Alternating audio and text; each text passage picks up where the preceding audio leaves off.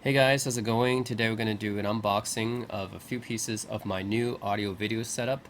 And the first part of that setup is going to be the iPhone 11 Pro. And yeah, this is basically my first iPhone since the iPhone SE, which was more than 3 years ago. So people who watch my channel knows that I'm not particularly brand loyal. I don't really care about the brand. I don't really care about the operating system. I usually buy stuff depending on whether or not I like its features, whether or not it's unique, whether or not I feel it's suitable for what I need, for my purposes, right? And I don't really care about whether it's an iPhone or an Android or whatever. I just care about the functionality of it, how the features and how cool it is, how unique it is, and whether or not I would be making a lot of use of it. In this case, the main reason why I got the iPhone 11 Pro is that I wanted to replace my aging camera system. So I have a Sony a6000 DSLR or mirrorless camera, which I use for taking a lot of the heavy pictures and video. I don't use it that often though, and I feel like I would benefit from having a camera that was a lot more portable, a lot more usable, right?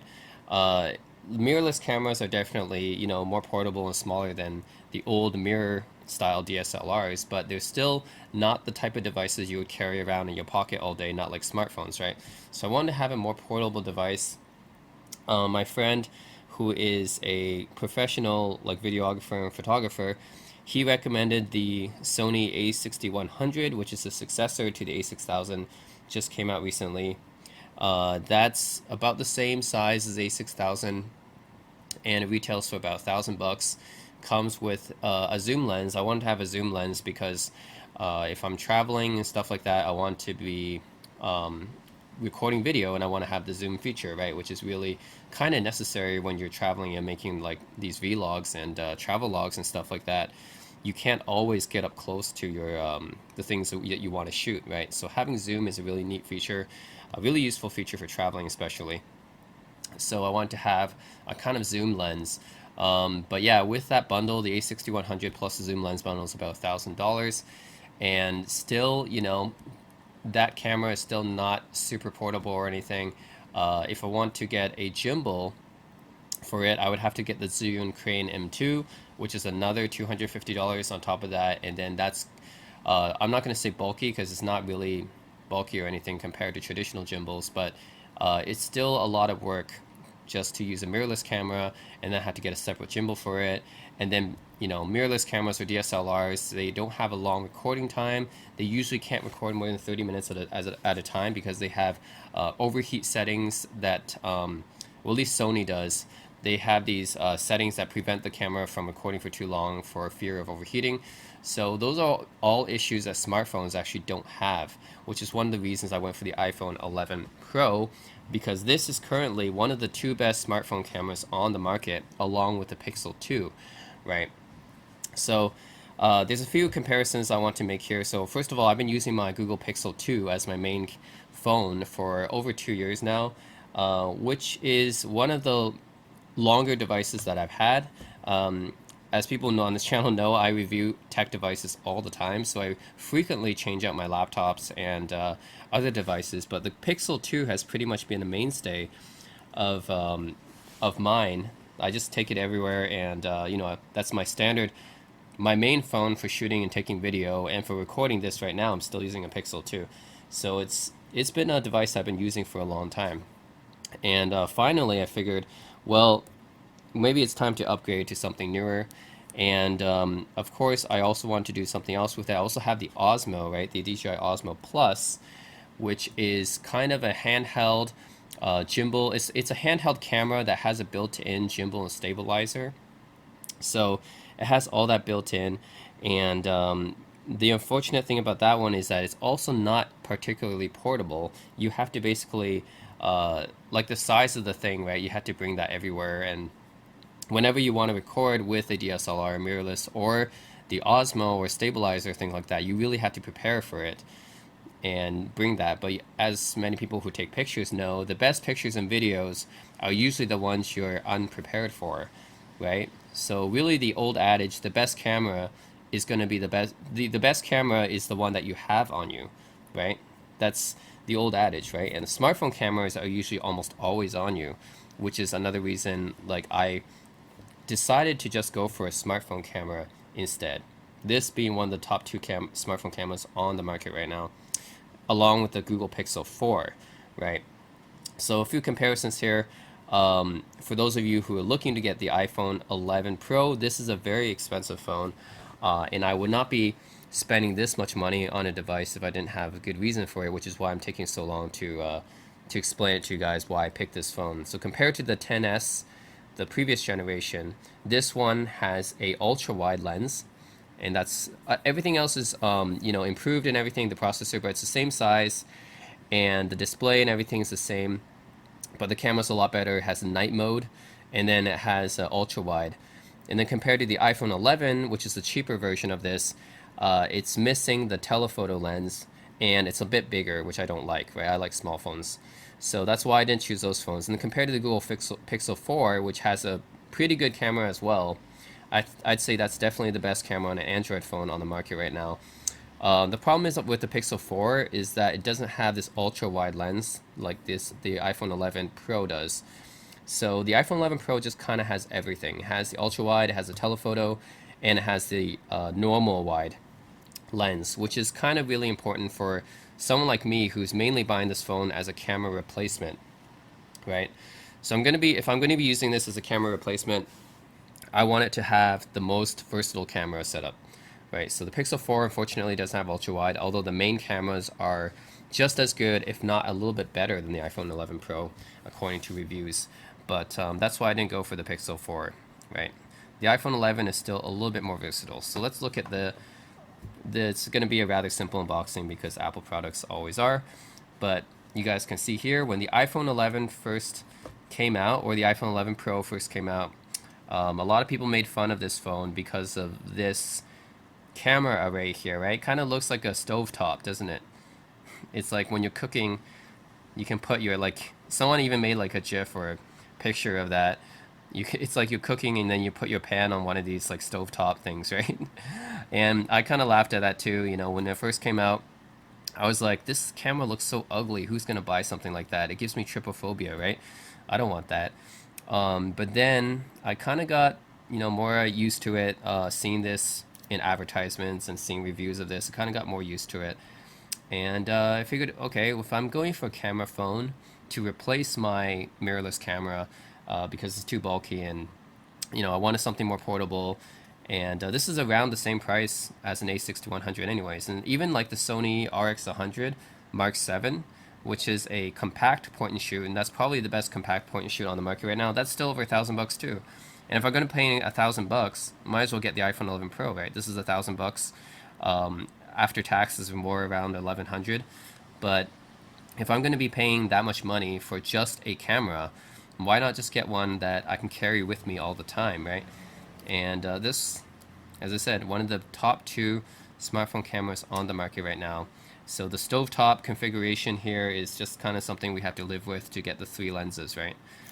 Yeah, so if you want to have the full range of zoom here, like I wanted to have ultra wide, wide, and a telephoto, I wanted to have the whole range, then this is pretty much the way to go. Even the Google Pixel 4, like I said, I would have got the Pixel 4 if they had the ultra wide, but it doesn't, hence I went for the iPhone. This is my first iPhone, like I said, in more than 3 years, going from a Pixel. I'm still probably going to keep my Pixel for other things, but the iPhone 11 Pro is probably now going to be my main camera phone for taking any kind of pictures and video. And of course you get the standard Bonjour Apple booklet, which is also kind of this stupid software application that Apple always installs on your PC, this Apple Bonjour software, which is really annoying. I don't know what that's originally for, but they always install that. And then you have a USB-C. Is this, oh no, it's still Lightning, right? Of course they wouldn't use USB-C. They used it on the iPad Pro. For the new iPad Pros, they used USB-C, but unfortunately, I think the iPhone 11 Pro still uses Lightning, which is rather annoying. Yeah, so you get these earpods. Sorry, not AirPods. It would be nice if they packaged AirPods, but no. of course Apple has to make money, so they're gonna give you these AirPods. And then you get a USB-C to Lightning adapter, right? This is a USB-C charger which can charge using any USB-C cable. This is a USB-C to Lightning adapter, and of course this is Lightning still, which is unfortunate. I wish that Apple would have switched to USB-C. I have no idea why they switched their iPad Pro to USB-C, but why didn't they switch their new iPhone Pro to USB-C? I don't know why. That's a little bit weird. And of course, this is my first iPhone that doesn't have a Touch ID, so I had to get used to the Face ID, and then doesn't have a headphone jack. This is also my first iPhone without a headphone jack, so I have to get used to that too. So, yeah. But that's fine, you know, because I carry around a separate DAP for playing music, so I don't really... These days, I don't use my smartphone for playing music. I have a separate player for that. But yeah, that's the first part of my new audio video setup is the iPhone 11 Pro. Some of you might be surprised, since I don't really review. I don't really look at Apple devices that much on this channel, but anyways, here it is, the first iPhone I've owned in like 3 years, and honestly, I'm as shocked as anyone that I got this phone.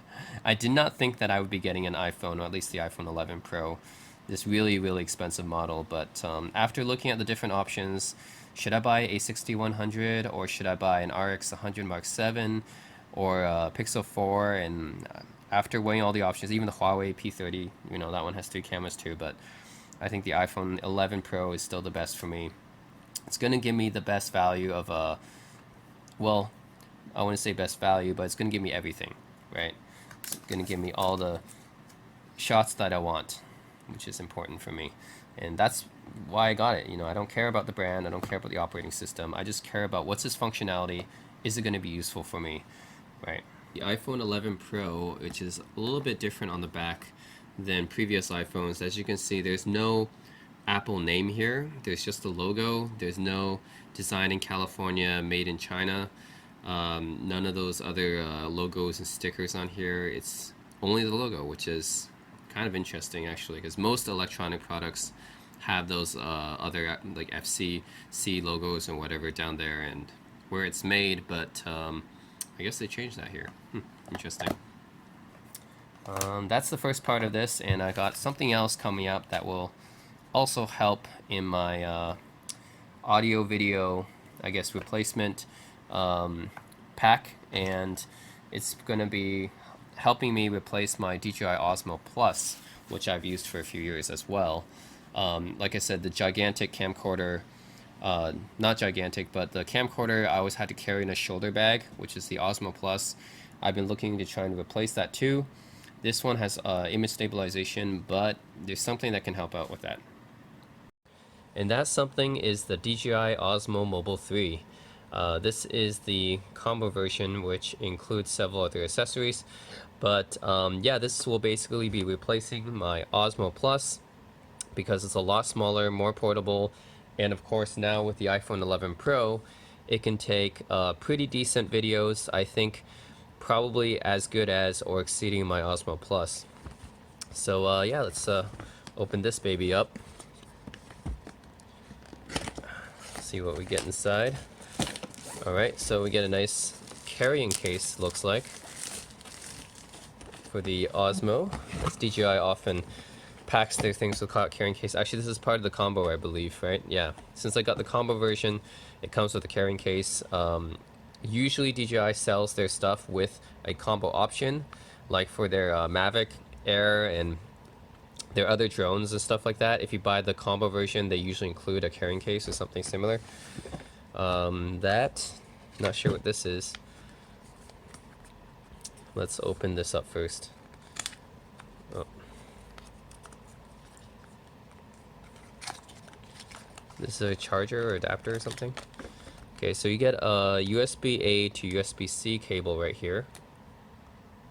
Yep. And then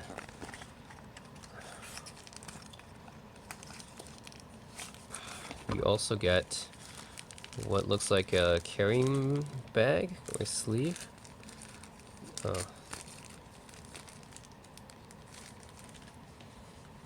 Okay, so yeah, you get a carrying bag right here in addition to the case. Okay, this is all part of the combo, I believe. And you get the lanyard. This is mostly going to be for portable purposes, right? And I think this is a tripod or a mini tripod. Yeah, okay, so you get a mini tripod that you can attach your the DJI gimbal onto, the Osmo gimbal onto, which is a nice option for those of us who want to record in one place. Sometimes I like to use my Osmo just recording me from a separate place, you know, just holding it still because it's a wide angle camera. And if you want a wide angle shot, then it's good for that as well, and for time lapses and maybe things like that you want to keep it still, then having the tripod is a good option. Okay, now let's look at what's in the case. And you get a pretty small gimbal here. Yep. So this is the Osmo Mobile 3, which just came out this year, I think. I think this just came out recently. Yeah. This is the third version of their mobile gimbal, used for only for phones. I mean, you can get other gimbals out there like the Zhiyun Crane M2, which will work for larger devices like the point and shoot cameras and DSLRs, mirrorless cameras, or the DJI Ronin S, which is also used for bigger devices. But for the small form factor, the portability, the fact that this folds up, I think this is a good option. Yeah, this folds up like this, and yeah, I think it folds up like this, and that makes it really, really portable. I don't think you can carry it in your pocket, but you can definitely just, you know, put it in a small backpack, even a purse. You can put it in something like that, which is not something I can say about the original Osmo at all. This looks like controls for zooming. Is that right? It can probably do zoom, I think. It has this zoom mode, or dolly mode, it says. Then you have the focus button right here. Tripod mount at the bottom, which is really useful. My normal Osmo Plus does not have this tripod mount. The phone goes here, and the buttons are up here. So you have controls. This is for panning, and this one is for recording. This is for, oh, yeah, turn it on. Yeah, this is for recording. You can see the battery life right here as well. This is for, oh, this is the on button here, but also for manual control, it looks like. Recording and take pictures as well. It could double as a, of course you can use your DJI also to take pictures, and it controls your phone through an app. So you always have to download an app to help control, to help take pictures and take video. Alright, and just to give a comparison, I have the original DJI Osmo Plus I have right here, which is the second generation of the original Osmo. And this one has a wide angle camera attached to it, which I believe is the Zenmuse X3. It takes an SD card slot, and the Plus model has zoom capabilities, which is really appreciated, especially for my traveling. So whenever I travel, I bring this device along, but the problem is it's a little bit bulky. I need like basically separate SD card for it and everything.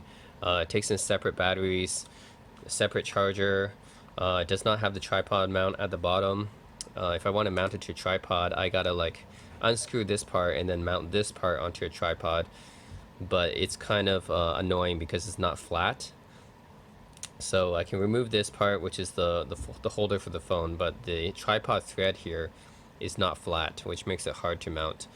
And as you can see, the size of this is quite a bit smaller, especially the Osmo Mobile is more portable, of course, and especially since you can collapse this like that. The Osmo Mobile, you can collapse it like that, compared to the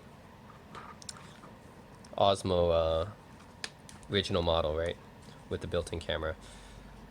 course, the benefit of this one is that it has its own battery and its own storage, and it's really standalone, but you can use it.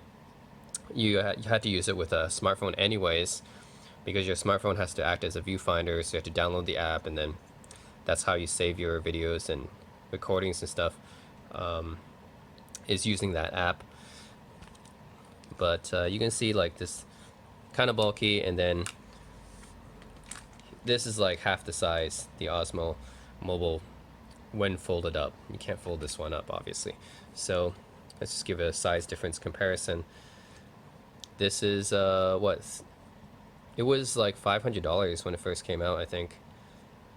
Something like that, fairly expensive. And then the Osmo Mobile 3 I got, this one is 120 bucks, so a lot cheaper for the combo. Just 100 bucks for the gimbal standalone. So it's a lot cheaper. And honestly, if you use it with a modern smartphone, it's good enough. And especially since the iPhone 11 Pro has a wide angle, ultra wide angle mode, as well as a telephoto mode, which means that it could zoom as well, right? So that's kind of why I went for the iPhone Pro, is because it has that full range. This is my iPhone 11 Pro. It has that full range of video from the ultra wide all the way up to the telephoto, which makes it a very suitable replacement for video recording, right? So I just fit it in like this.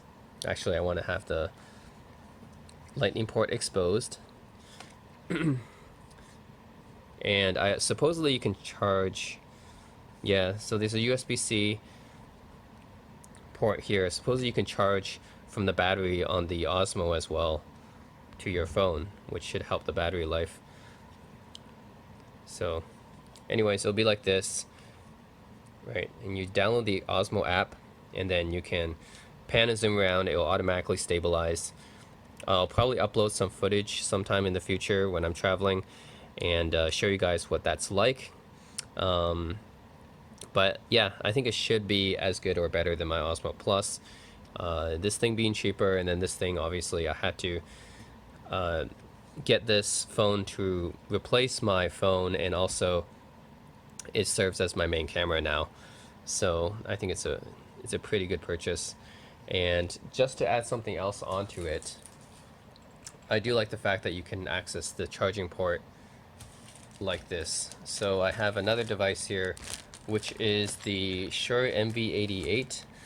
I already did a kind of unboxing video of the MV88 Plus, which is for Android devices. The 88 is for specifically iOS devices or iPhones. I think you can use it with the iPad too, but mainly for iPhones. So this device is a special microphone. You know, like, I care about the audio quality of my videos as well. It's the wind cover. I care about the audio quality of my videos, so that's why I got this MV88 specifically for iPhones. So I can attach it right here like this, and now what I can do is I can basically use this gimbal and then record video, you know, with the full 3 lenses, ultra wide, wide, telephoto, get the video aspect of it, and then get the audio aspect of it as well with the Shure MV88 mic attached to it. Right? One other benefit of this mic is that it doesn't really need a cable to connect to your phone, whereas my 88 Plus needed this USB-C cable to micro USB for connecting to my phone, which is kind of annoying. This one just connects straight to the phone like this, so I don't even need to hold it with another hand. I don't need another cable or anything like that. So it just works like this, and you can get some good audio quality as well. Attach a wind cover if you're in windy conditions, of course. But I think this will now be my travel setup from now on. And I'll use this phone as well for my main videos, for my YouTube videos as well, for recording my guitar videos, my gadget reviews. I can use this as my main YouTube camera as well as my main travel camera. So yeah, that's my main audio video setup now, guys, both for my YouTube and for my everyday life, traveling and making vlogs, blogs, you know, stuff like that. This is going to be my main setup now: the DJI Osmo 3 Mobile 3 plus the iPhone 11 Pro plus the Shure MV88 mic. And that's it, guys. Leave me any feedback and comments below. Thanks for watching. Sorry guys, one minor correction I want to make.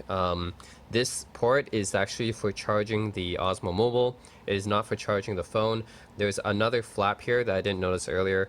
This one actually opens up to reveal a full-size USB-A port. This one is for charging the phone. So you can just attach your standard USB-A to whatever Lightning or USB-C cable to it.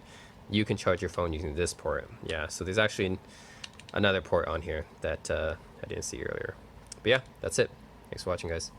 This video is actually a follow-up video to a video I made a few months back about the DJI Osmo Mobile 3, which is a stabilizing gimbal accessory for mobile phones, and using it with the Apple iPhone 11 Pro and the Shure MV88 mic accessory. And I mentioned in that video how this setup could actually be a pretty decent replacement for those of us who are entry-level prosumers. We usually buy entry-level DSLRs, and we want to get a decent video shooting setup. And I mentioned how portability was pretty essential for me and for some other people, and that this setup might actually replace some of the entry-level DSLR setups that some people have. Like I said, it's a little bit more convenient. The iPhone 11 Pro does have a really great camera, and it might be a decent setup for those of us who don't want to spend too much money on the prosumer stuff, and we do want to shoot decent quality video. We can still get 4K, and we can still get decent quality audio as well with the Shure mic. And some people commented in that video and they said, well, you didn't actually show the whole setup working together. How well does the mic fit into the setup? Because as you can see, the gimbal, right, if you put the iPhone into the gimbal, you got to put it a certain way. And then, how well does the mic fit into this gimbal right here? Does it like interfere with the video recording and everything? So I'm actually going to show you guys that there is a way to fit the iPhone 11 into this gimbal and also attach the Shure MV88 mic, but you gotta fit it a certain way. Osmo Mobile 3 gimbal, right? And notice how on the gimbal there is a sticker saying you have to put the phone camera direction this way. You have to point it this way. So we actually do have to do that because the DJI Osmo Mobile app will assume that you're pointing your phone camera direction this way. And if you don't put it this way, then the app's going to be upside down, which will make it hard for us to record. So I am going to put the phone camera and orient it this way, as the gimbal says. Okay, and most people, when they use this gimbal, they're going to have it dead right in the center right here, because it's the easiest, right? And it's very well balanced. And what you'll notice is that the lightning connector here, which is what the Shure MV88 mic uses to connect, it doesn't leave enough space. The gimbal kind of interferes with that. So some people are right when on the comments when they say, oh, if you try to use the Shure MV88 mic, it's not going to work because the gimbal doesn't work very well with it. It's kind of blocking it, right? And you won't be able to really shoot video like that with it blocking all the time. So there is a way to get around that. What you have to do is kind of push it a little bit this way, right? And I know it seems unbalanced now, right? It seems unbalanced now, but the app will reorient itself once you put the mic in. What you got to do is, first of all, we start up the gimbal right here.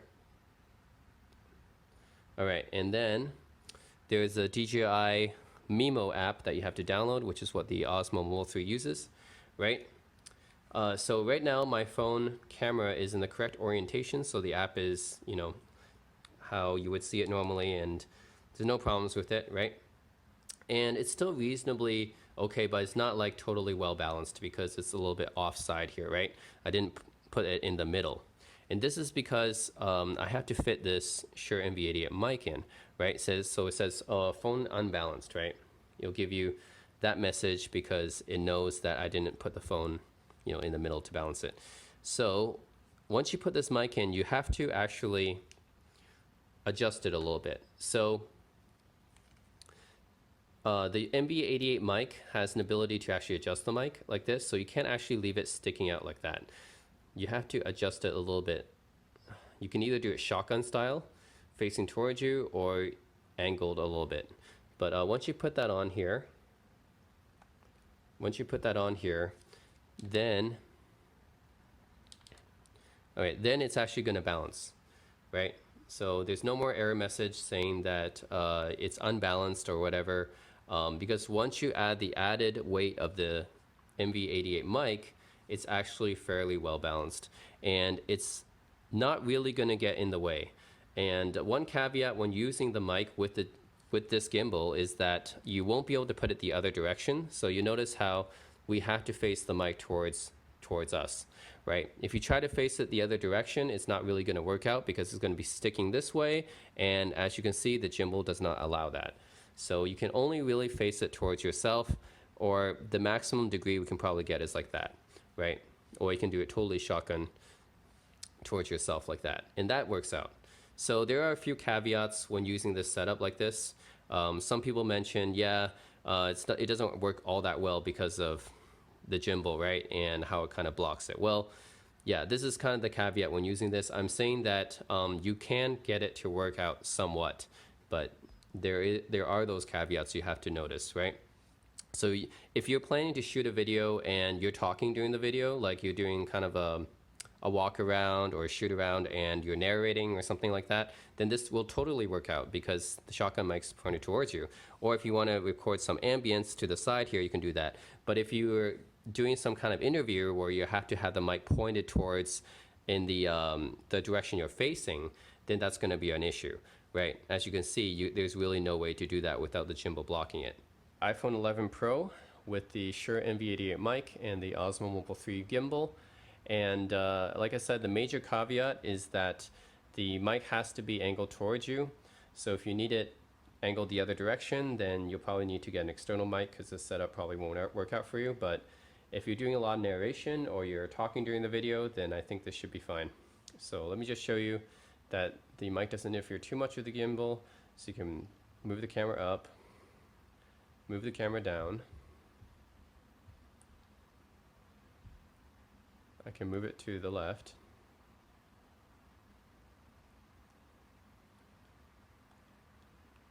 And I can move it to the right. And it's reasonably well balanced, I think. Yeah.